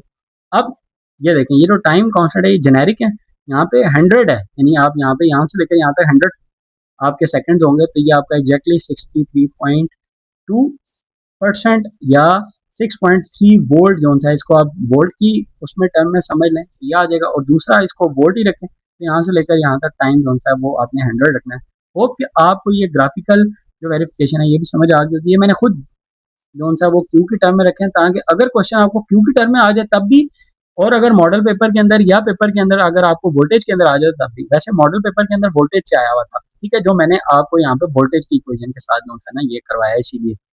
लेकिन अगर नेक्स्ट पेपर के अंदर आपको चार्ज की टर्म में आ जाए तो आपको बताओ सेम जहाँ पे वी है बच्चों वहां पे आप चार्ज लिख लें। ठीक है, जो इक्वेशन है उसके अंदर की बात कर रहा हूँ। ये थे बच्चों आपके मेजर प्रैक्टिकल जो कि कंप्लीट हो गए। होप कि आपको ये समझ आ गए होंगे। अब मैं आपको लेके चलता हूँ बच्चों माइनर प्रैक्टिकल्स की तरफ। माइनर प्रैक्टिकल्स देखिएगा, लिस्ट ऑफ माइनर एक्सपेरिमेंट। इसके अंदर बच्चों माइनर एक्सपेरिमेंट्स के अंदर अगेन आपके 12 नंबर के सवाल होंगे, 4 4 नंबर का एक सवाल होगा, 3 क्वेश्चन होंगे, 6 टोटल प्रैक्टिकल्स हैं बच्चों, 3 5 और 6 ये मॉडल पेपर के अंदर आए हुए हैं इनसे क्वेश्चंस। और दूसरा एक जो पहला प्रैक्टिकल है ये भी बहुत ही ज़्यादा इंपॉर्टेंट है, यानी 4 प्रैक्टिकल्स आपके ये हो गए बोर्ड के फेवरेट, इनको आपने बहुत ही अच्छे से प्रिपेयर करना है बच्चों। अब देखिएगा पहला प्रैक्टिकल बच्चों, अगेन बच्चों वीडियो को लाइक और सब्सक्राइब कर दें, अपने दोस्तों के साथ जो है वो ज़रूर शेयर किया करें ताकि उनका भी फ़ायदा हो जाए। केमिस्ट्री पीवीए पे भी काम हो रहा है इंशाल्लाह, वो भी जल्द अपलोड हो जाएगी। और फिजिक्स का जो आपका थ्योरी का पेपर है उसके मोस्ट इंपॉर्टेंट लॉन्ग और शॉर्ट की वीडियो जो है वो अपलोडेड है, उसको भी जाके देखिए। मैं उसका भी टैग कर दूंगा पिन कमेंट के अंदर, उसको भी जाके आप जरूर देखें और अपने मार्क्स को सिक्योर करें बच्चों। सबसे पहला माइनर प्रैक्टिकल जो आपका है बहुत ही ज़्यादा इंपॉर्टेंट, वो है calculate elastic potential energy from the load extension graph for the vertical mass spring system. Visual diagram आपको ये नजर आ रही है, आपने इसके अंदर elastic potential energy simple calculate करनी है, ठीक है। इसको आप देख लीजिए, यहाँ पे आप मास जितना ऐड करते जाएंगे इसके अंदर उतनी ज़्यादा वेट ये ऐड होगा और इसके अंदर एक्सटेंशन उतनी ज़्यादा होगी। हुक्स लॉ के अकॉर्डिंगली उतना ज़्यादा नीचे स्ट्रेच्ड होगा, यानी टेंशन जितना आप फोर्स इसके ऊपर अप्लाई करेंगे उतनी ही ज़्यादा एक्सटेंशन ज़्यादा होगी। इसी के ऊपर बेस करता है हमारा ये प्रैक्टिकल बच्चों। लोड एक्सटेंशन ग्राफ आपका कुछ इस तरह से जाएगा और एरिया ऑफ ट्राइंगल ये देखिए ना, ये आपका यहाँ पे एक्स एक्सिस के ऊपर अप्लाइड आपने फोर्स ले ली, अप्लाइड फोर्स है मुराद, यहाँ पे आप जितना कौन सा है वो मास ऐड करेंगे उसका जो है आपका ये टेंशन या फोर्स बन जाएगी। और एक्सटेंशन वाई एक्सिस के ऊपर आपकी एक्सटेंशन होगी बच्चों, ठीक है। याद नहीं लेंगे, इससे आपका एक ट्राइंगल बन जाएगा। Area of triangle is equal to क्या होगा, इलास्टिक पोटेंशियल एनर्जी, ये भी आप याद रख लीजिए। अब देखिए बच्चों एक्सपेरिमेंटल फार्मूलाज, फोर्स और लोड, ठीक है। Downward force exerted by the suspended mass F is equal to mg। Simple जो आप मास ऐड करेंगे उसको g से मल्टीप्लाई करेंगे, लेट दी फोर्स। x यानी लोडेड पोजीशन होगी आपकी माइनस इनिशियल पोजीशन, तो ये आपकी एक्सपेंशन या एक्सटेंशन आ जाएगी कि कितना ज़्यादा वो एक्सपेंड कर रहा है बच्चों। उसके बाद इलास्टिक पोटेंशियल एनर्जी का फार्मूला क्या है, P equal to area of triangle equal to half of base into height या half of f of x। Values आप देख लीजिए। उसके बाद लोड इंक्रीज, मैंने जो टेबल लिया उसके अंदर कितना किया, 50 ग्राम यानी 0.05 केजी मैंने किया हुआ है। अब आप ये देख लीजिए टेबल, सिंपल मास मैंने आपको बताया था 0.05 केजी की एडिशन हुई है, ये देखिए ये एडिशन है, ये जो आपको नजर आ रही है उसको हर एक वैल्यू को उसके अगेंस्ट फोर्स, और यहाँ से अगर 2 से शुरू करें ये मास, उससे आपने फोर्स निकाल ली और ये आपकी जो इनिशियल रीडिंग थी वो 0 0 पे रखा और स्केल रीडिंग आपकी आ गई 2.0, ठीक है।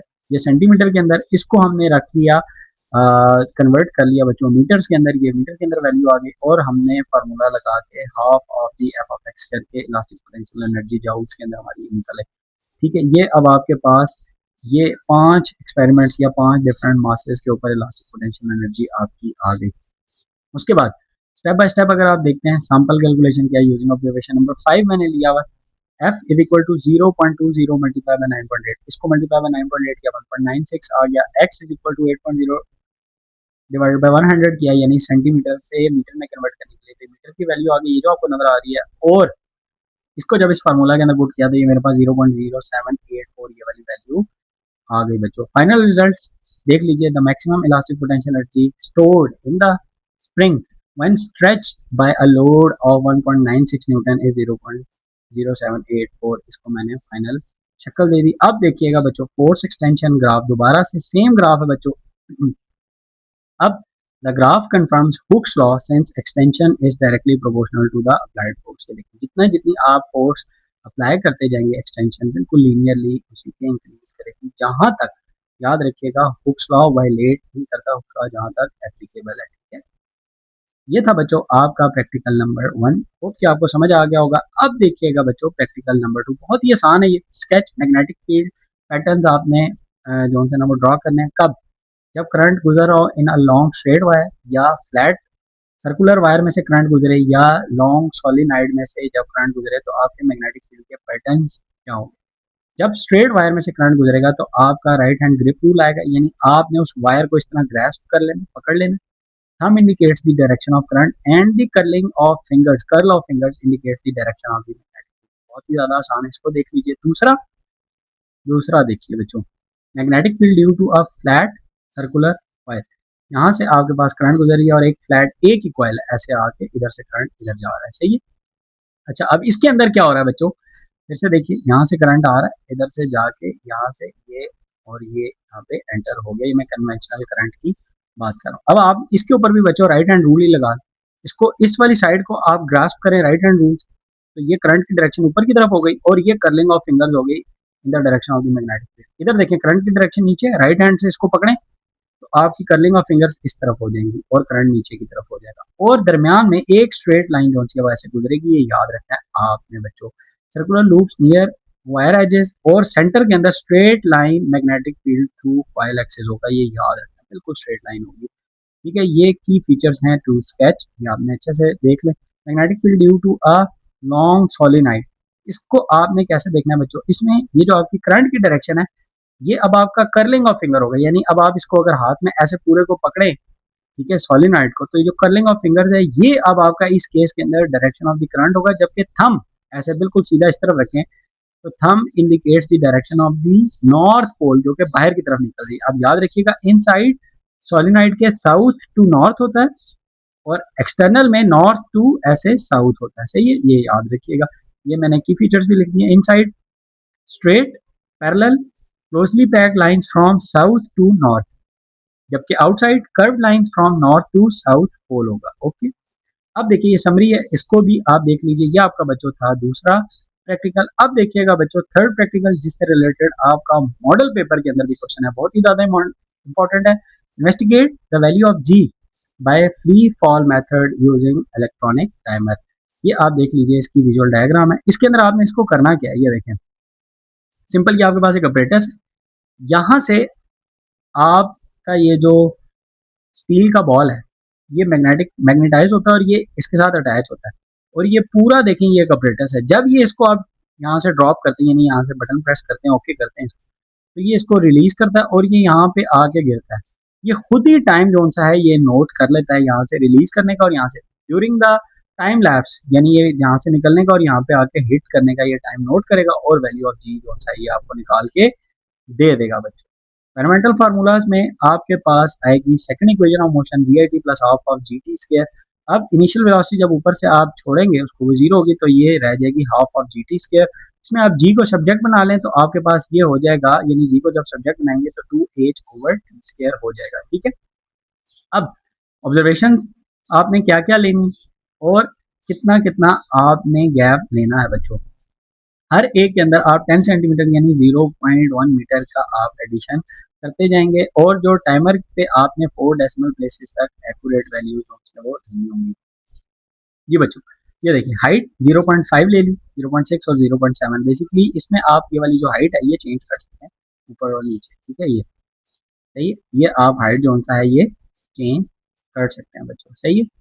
इसलिए मैंने ये हाइट जोन सी है वो ये वाली आपको दिखा रहा हूँ, ये देखिएगा, ये ले ली। ठीक है, और इसके ऊपर मैंने ये टेबल जोन सा है वो बना दी। 0.5, 0.6, 0.7, 0.5 के ऊपर जो आपके पास फॉल टाइम था जो उसने कैलकुलेट करके दिया वो ये था, उसका स्केयर किया वो ये आ गया। क्यों स्केयर किया, क्योंकि यहाँ पे g is equal to 2h over T square था, टी स्केयर ओवर एच के साथ डिवाइड करें, you will get the value of g 9.804। इसी तरह दूसरी हाइट के लिए भी निकाला, उससे आपको जी की वैल्यू निकल आई। तीसरी हाइट के लिए निकाला, उससे लिए आपको जी की ये वाली हाइट आपको मिल गई बच्चों। अब आप मीन जी की वैल्यू निकालें तो वो आपके पास निकलेगी 9.8 ही मीटर पर सेकेंड स्केयर बच्चों। ठीक है, ग्राफ के ऊपर अगर आप इसको प्लॉट करते हैं, देखते हैं, ये देखें, हाइट एक्स एक्सिस के ऊपर आपने हाइट ले ली और वाई एक्सिस के ऊपर आप टी स्केयर ले लिया, तो आपके पास ये दोनों लीनियरली इंक्रीज करते हैं क्योंकि जी की वैल्यू जो है वो कांस्टेंट होगी बच्चों। तो जब आपके पास जो एच है वो इंक्रीज करता है तो टी स्केयर भी इंक्रीज कर रहा होता है और ये लीनियरली इंक्रीज करता है। अगर ये लीनियरली इंक्रीज ना करें तो ये वैल्यू ऑफ जी जो है वो चेंज हो जाए, इसलिए बिल्कुल इसका ग्राफ स्ट्रेट लाइन आएगा। ये कॉन्सेप्ट है, इसको आपने अपने माइंड में रखना है। और एक्चुअल वैल्यू हमारी जो 9.8 के बिल्कुल करीब ही आई थी, ये देखिए एक्सपेरिमेंटल वैल्यू हमारी क्या आई 9.802, और जो एक्चुअल जी की वैल्यू क्या होती है वो 9.80 ही होती है। इसका मतलब हमने बहुत ही अच्छे से ये एक्सपेरिमेंट जो था वो परफॉर्म किया था बच्चों। अब देखिएगा आपके पास नेक्स्ट प्रैक्टिकल है, प्रैक्टिकल नंबर 4।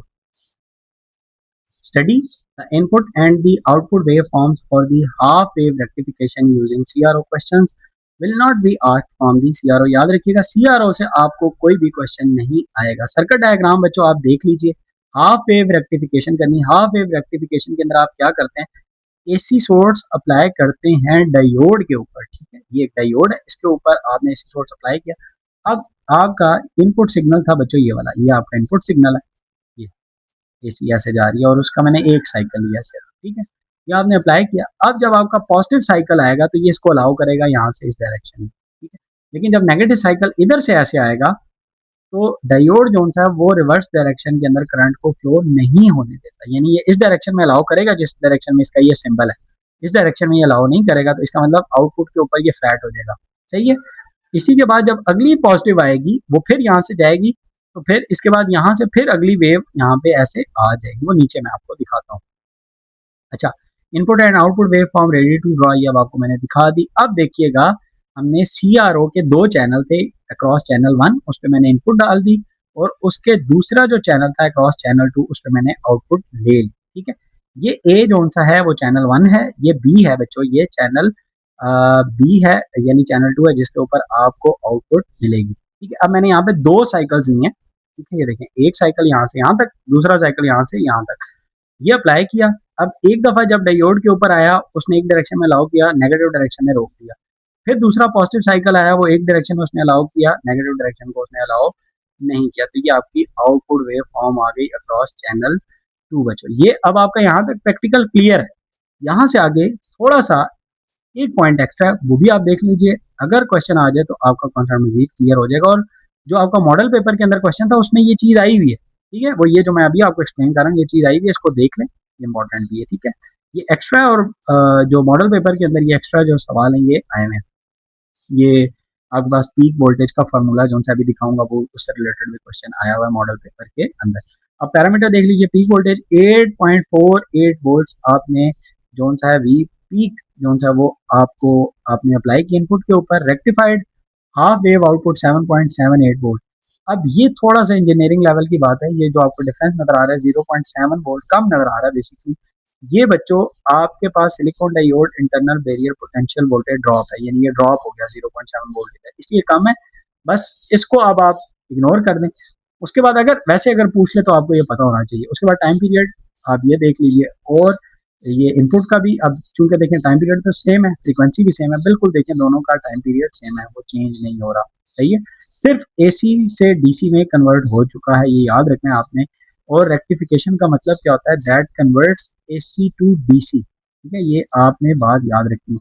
अब DC कैसे ये हो रहा है, DC हो रहा है, देखें DC कहते हैं जब वो अपनी डायरेक्शन नेगेटिव की तरफ ना लगे। अब ये देखें ये बेशक चेंज हो रहा है लेकिन इसको कहेंगे पल्सेटिंग DC। ये अपनी वैल्यू चेंज कर रहा है लेकिन डायरेक्शन चेंज नहीं कर रहा है, इसलिए ये DC है। ठीक है, अच्छा अब देखिएगा बच्चों आपके पास लास्ट इसका पॉइंट कि आपने वेरिफिकेशन कैलकुलेशन कैसे की है। वी पीक, ये फार्मूला याद रख लेंगे। अब आपको जब मैं मॉडल पेपर का क्वेश्चन कराऊंगा तो ये आपको वहां पे काम आएगा। वी पीक इक्वल टू होता है √2 टाइम्स ऑफ VRMS वैल्यू। तो जो VRMS वैल्यू जो मैंने अप्लाई की थी वो थी 6 वोल्ट, अब आपने याद रखी। इसको मैंने √2 यानी 1.414 से मल्टीप्लाई किया तो 8.48 वैल्यू आई, जो कि ये वाली वैल्यू थी ये। ठीक है, ये आपने बात याद रखनी है। वीपी की equal to √2 times of VRMS। ये फार्मूला दोबारा से बता रहा हूँ, याद रखिएगा। Half wave rectification final summary आपको बता दी। अब देखिएगा बच्चों फुल वेव रेक्टिफिकेशन।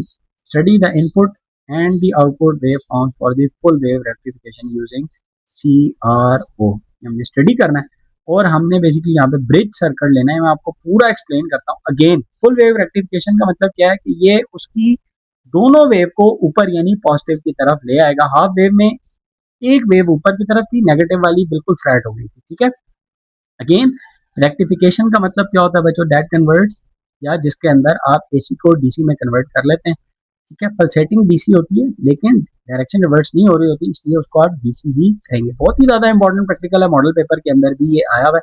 बच्चों वीडियो को लाइक और सब्सक्राइब कर दें, अपने दोस्तों के साथ भी ज़रूर शेयर कर दें बच्चों।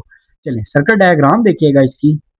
देखें अब ये करता क्या है, जहाँ जहाँ ये कर्सर है ना, इसको आपने बहुत ध्यान से देखना है। ठीक है, सबसे पहले आपकी आएगी पॉजिटिव वेव फॉर्म। मैं आपको एक दफ़ा वेव फॉर्म भी दिखा देता हूँ, यानी ये पॉजिटिव वेव फॉर्म, फिर नेगेटिव वेव फॉर्म। ये देख लें, एक वेव फॉर्म दिखा दी। अब मैं आपको दिखाता हूँ यहाँ पे पॉजिटिव वेव फॉर्म का क्या मतलब है। यहाँ से जब पॉजिटिव वेव फॉर्म आई इधर, ये यहाँ पहुंच गई। अब यहाँ पे पहुंचने के बाद इसके बाद दो रास्ते थे, इधर और इधर। तो ये दो जगहों पे जा सकती थी, लेकिन इधर ये जो है आपका जो डायोड है, ये रिवर्स पोलैरिटी के अंदर है, इधर नहीं जाएगा। अब एक दफा अगर कोई कैंसिल हो जाए दोबारा नहीं जाता, इसका मतलब ये कैंसिल हो गया, इसलिए इसको ये व्हाइट कलर दिया हुआ है। ये अब ये इधर आ गई करंट, इधर आई। इधर पहुंचने के बाद भी इसके बाद दो रास्ते हैं, इधर चला जाए या ये इधर चला जाए, सही है। लेकिन ये इधर नहीं जाता, क्योंकि ये भी रिवर्स पोलैरिटी के अंदर है, तो ये इधर आ जाता है। ये इधर आया, इधर से ये आया घूम के, ये इधर, इधर। अब ये इधर तो जाना नहीं इसने, क्योंकि एक दफा कैंसिल हो चुका था। फिर ये इधर आएगा और यहाँ से ये आके ये इसकी एक wave cycle, half wave cycle जो सा है वो पहले वाला वो कंप्लीट हो जाएगा। अब देखिएगा आप इसका नेगेटिव हाफ साइकिल जो कि यहाँ से चलेगा। अब वो चला यहाँ से, अब वो यहाँ पे है, ये गया यहाँ से बच्चों। इधर आने के बाद इसके बाद दो रास्ते थे, या इधर चला जाए या ये इधर चला जाए।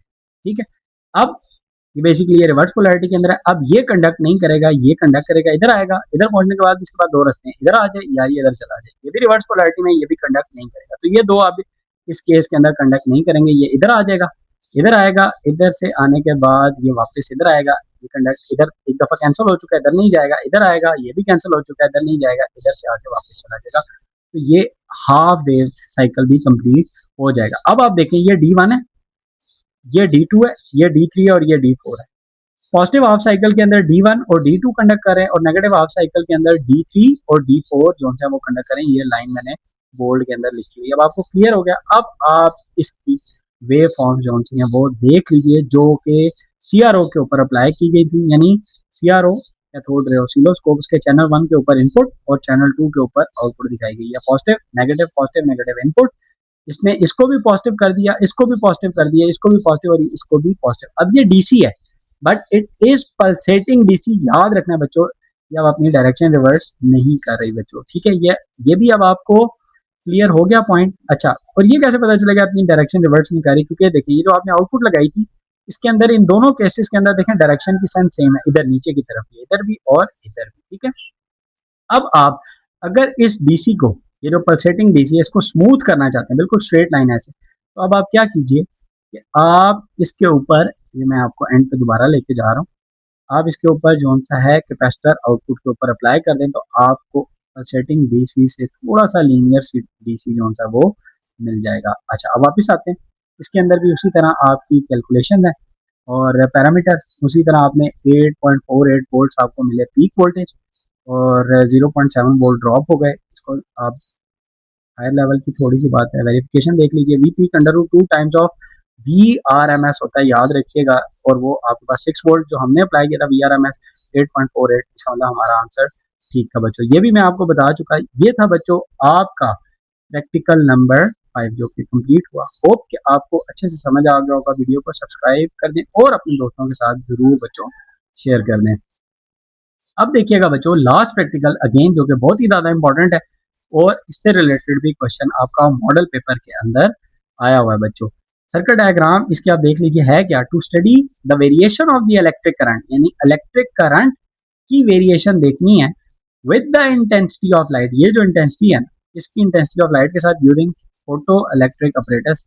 ये पूरा आपका फोटो इलेक्ट्रिक ऑपरेटर्स है। इंटेंसिटी ऑफ लाइट आप चेंज करेंगे, और याद रखिएगा ये जो इंटेंसिटी ऑफ लाइट है, ये डिस्टेंस को चेंज करने से आपकी चेंज होगी। यानी जो आपकी लाइट है, इसका डिस्टेंस आप कभी दूर कभी करीब आप करेंगे। ये आपके पास देख लीजिए पूरा फोटो इलेक्ट्रिक ऑपरेटर्स है बच्चों। इसको आप देख लें अच्छे से कि इसके ऊपर लाइट पड़ती है, वोल्टेज आपने अप्लाई किया, लाइट पड़ती है, तो यहाँ से फोटो इलेक्ट्रिक करंट यानी नेगेटिव टर्मिनल से, यानी जो आपका इलेक्ट्रोड है उससे इलेक्ट्रॉन निकलते हैं और एनोड की तरफ जाते हैं, और फिर यहाँ पे एमीटर इसको करंट को डिटेक्ट करता है, यानी ये फोटो इलेक्ट्रिक करंट होगा। यानी जब इसके ऊपर लाइट पड़ेगी तो इट कंडक्ट, तो इस करंट को आप फोटो इलेक्ट्रिक करंट कहते हैं बच्चों।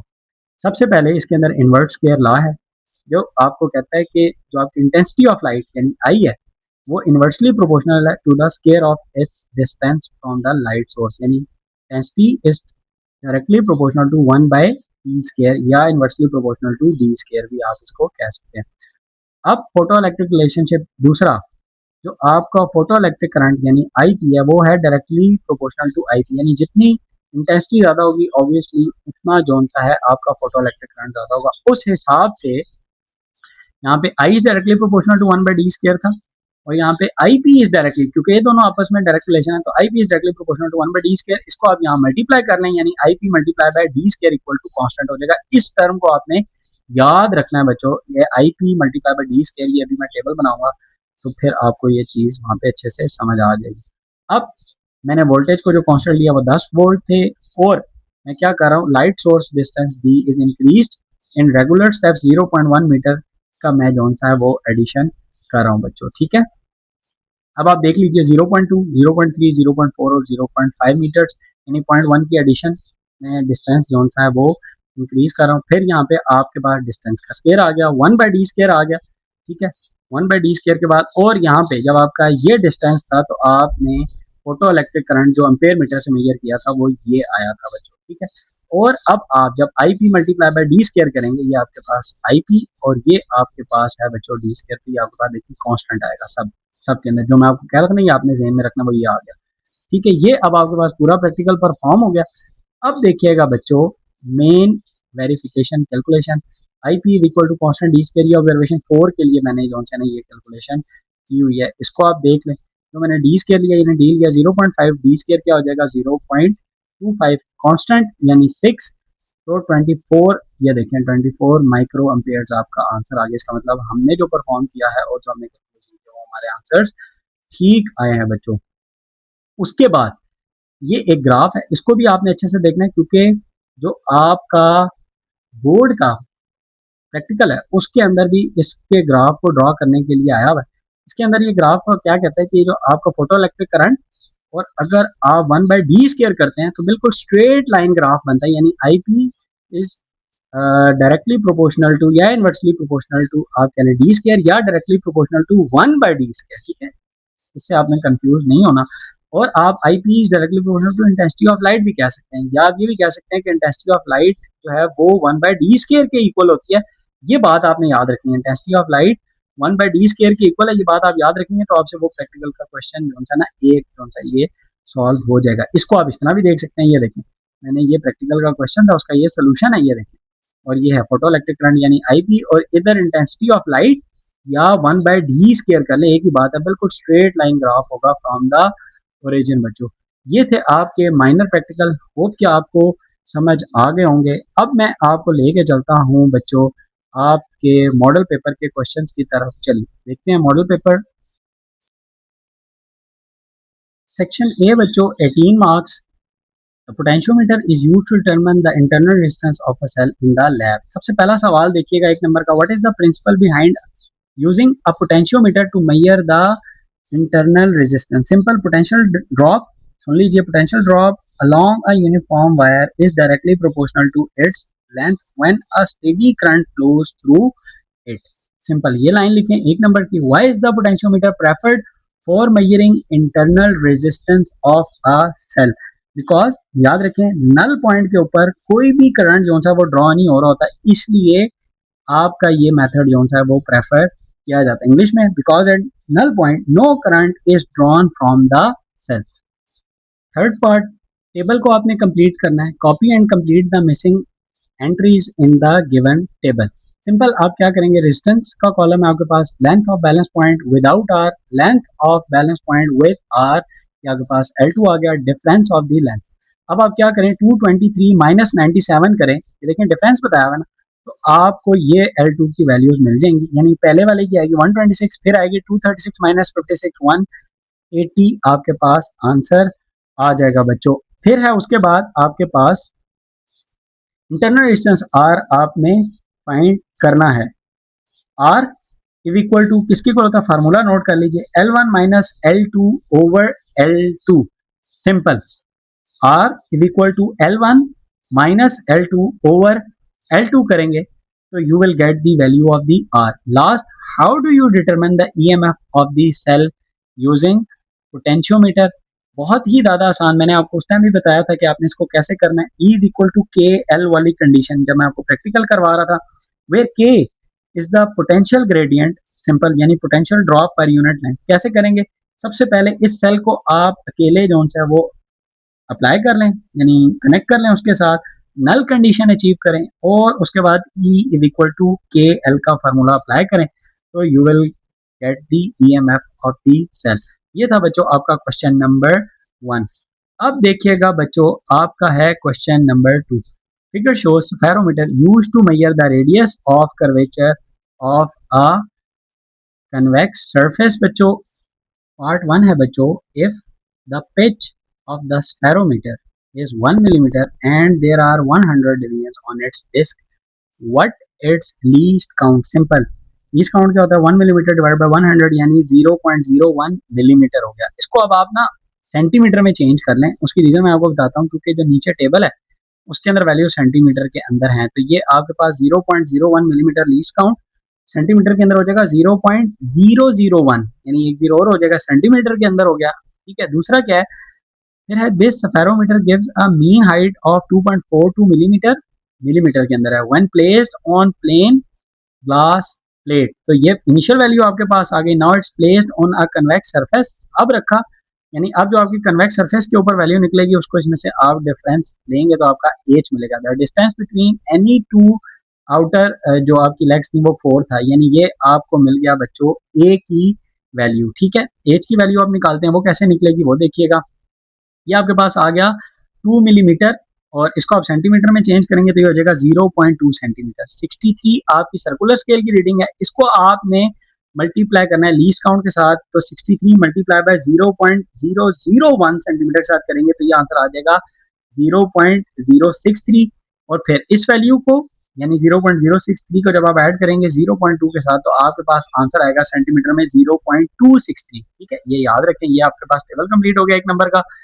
फिर है calculate the height of the spherical surface. Spherical surface की आपकी हाइट क्या होगी? वो डिफरेंस होगा इसका, यानी ये जो यहाँ पे आपकी वैल्यू आई है 0.263 और इस वैल्यू का डिफरेंस 0.242, ये मिलीमीटर के अंदर, इसको आप सेंटीमीटर के अंदर चेंज कर लें तो आपके पास आंसर आएगा H will be equal to, यानी इसका इसका होगा 0. इसका क्या आंसर था? 263 माइनस 0.242, तो इसका आंसर आ जाएगा 0.021 सेंटीमीटर। ये आपकी एच की वैल्यू आ गई बच्चों। पेरीमीटर जो आपकी ट्रायंगल बन रही है 3 लेग्स की, उसकी एक की लेंथ उसने आपको बताई थी 4, तो यानी 4 प्लस 4 प्लस 4 12 जो सा है आपके पास आंसर आ जाएगा 12 सेंटीमीटर। ठीक है, इसका भी आंसर आपको मिल गया। उसके बाद आपका है what is the radius of the curvature of the spherical surface. मैंने आपको फार्मूला बताया था R is equal to A square over 6h plus h2। हमारे पास a भी है 4, ये वैल्यू पुट करें, h भी है 0.021 जो हमने b पार्ट के अंदर निकाला है, और फार्मूले के अंदर डालें a square over 6h plus h by 2, तो आपको जो आंसर मिल जाएगा वो आ जाएगा 127.0 सेंटीमीटर। ये था बच्चों आपका सेकंड प्रैक्टिकल, मेजर प्रैक्टिकल। हो कि आपको अच्छे से समझ आ गया होगा। अब बच्चों देखिएगा थर्ड प्रैक्टिकल, क्वेश्चन 3 है बच्चों, study the charging and the discharging of a capacitor through a resistor and calculate the time constant.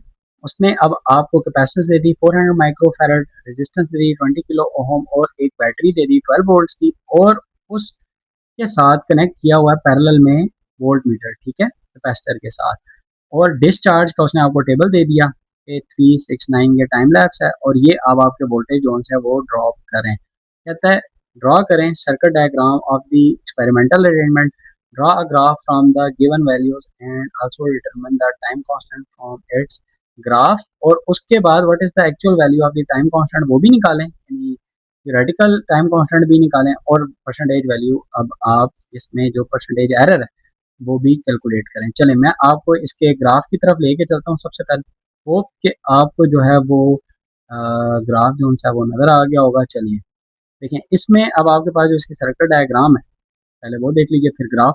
Circuit diagram के अंदर इसी तरह SPDT single pole double throw switch लगा हुआ है। ये जब आप इसको इधर कनेक्ट करेंगे तो चार्ज करेगा, जब आप इसको 2 पे कनेक्ट करेंगे तो डिस्चार्ज करेगा। सिर्फ यहाँ पे आपने ये करना है कि इसके साथ यानी ऐसे, ये जो मैं इधर आपको ये दिखा रहा हूँ, इसके साथ आप एक वोल्ट मीटर ऐसे लगा के इधर आप कनेक्ट कर देंगे पैरेलल के अंदर। तो ये आपकी हो जाएगी बच्चों सर्किट डायग्राम कंप्लीट।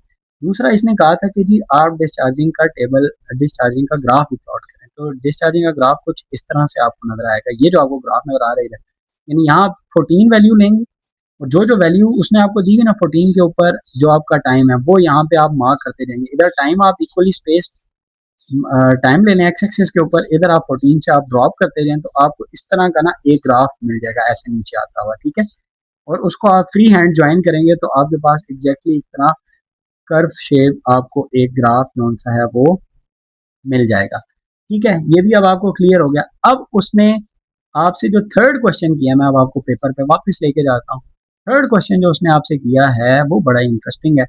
वो आपको कहता है कि आप मुझे बताएं कि एक्चुअल आपका टाइम कांस्टेंट क्या है, और बी के अंदर भी उसने कहा था टाइम कांस्टेंट जो है आप फाइंड करें। अब बी के अंदर जो टाइम कांस्टेंट है वो मैं आपको पहले निकाल के दिखाता हूँ।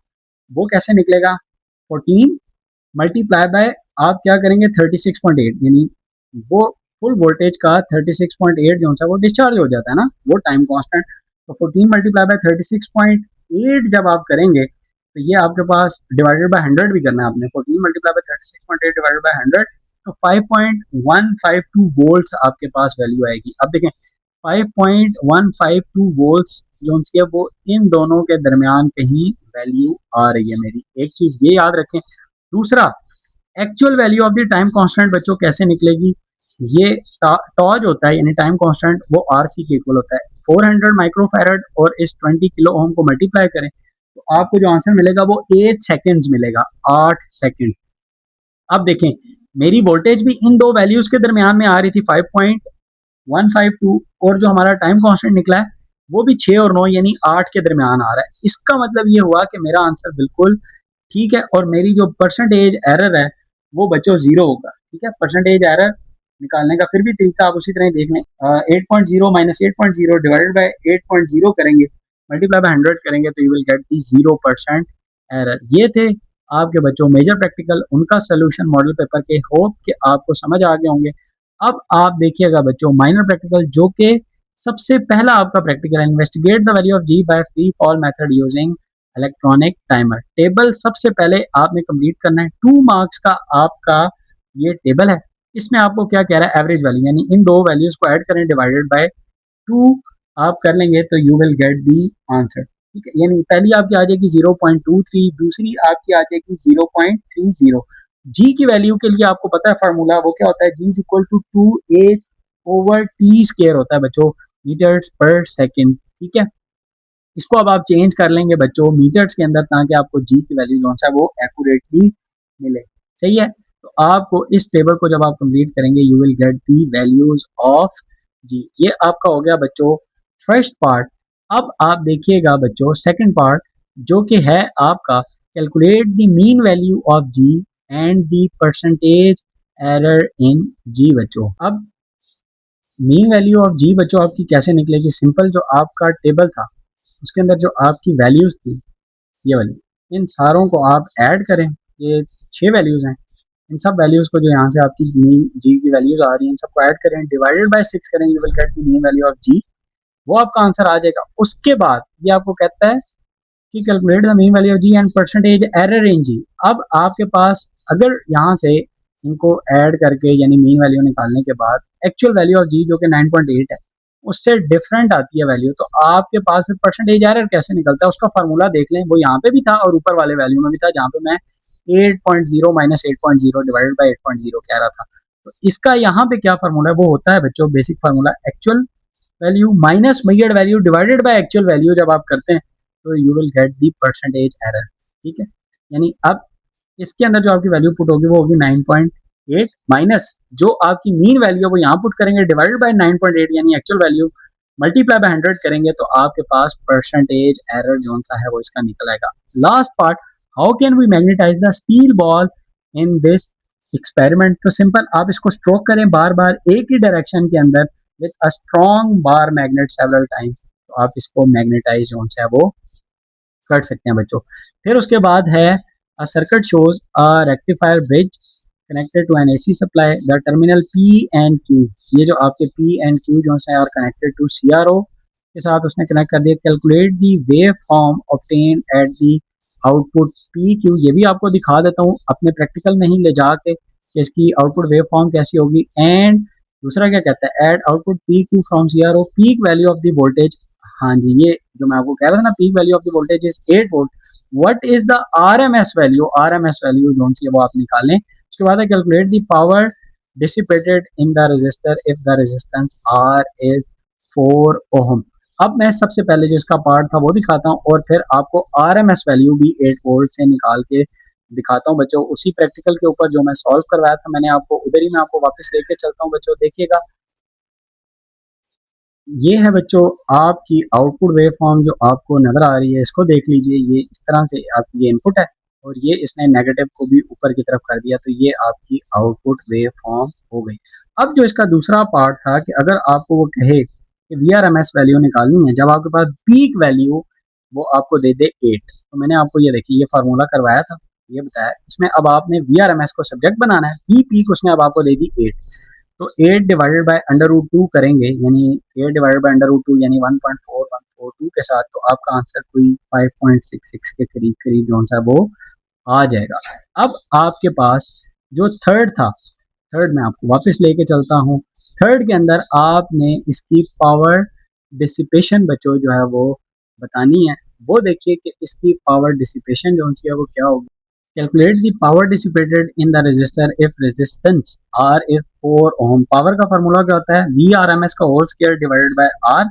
वी आर एम एस आपको अभी मैंने बताया 5.66 का whole square divided by R करेंगे तो you will get the power, यानी जो आपकी पावर ड्रॉप जो होगी वो होगी 8 वॉट. सिंपल. अब आप देखिएगा बच्चों लास्ट क्वेश्चन, और इस तरह से हमारा ये मॉडल पेपर और ये वीडियो भी एंड हो जाएगी. वीडियो को लाइक और सब्सक्राइब जरूर कर दें बच्चों, अपने दोस्तों के साथ जरूर शेयर किया करें ताकि उनका भी फायदा हो जाए.